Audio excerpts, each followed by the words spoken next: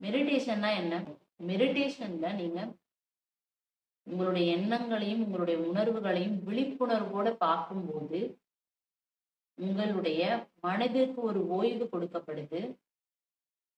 உங்களுடைய ஆத்மா அங்க செயல்பட ஆரம்பிக்குது. விழிப்புணர்வோட நீங்க அந்த எண்ணங்களையும், உணர்ச்சிகளையும், உங்களுக்கு சுத்தி நடக்கிற விஷயங்களையும் நீங்க கவனிக்கும்போது, மனம் அப்படின்ற ஒரு விஷயம் வந்துட்டு உங்களுக்கு ஓய்வு கொடுக்கப்படுது. அந்த ஆத்ம சக்திய வந்துட்டு நீங்க இன்கிரீஸ் பண்ணிக்க முடியும். அந்த ஆத்ம சக்திய நீங்க அதிகரிச்சுக்க முடியும். அந்த தியானத்தின் மூலமா.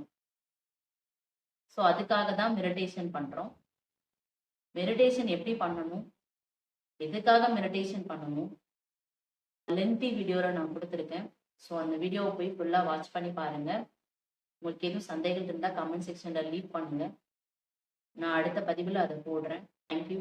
உங்களுக்கு இந்த வீடியோ புடிச்சிருக்கும்னு நான் நினைக்கிறேன்.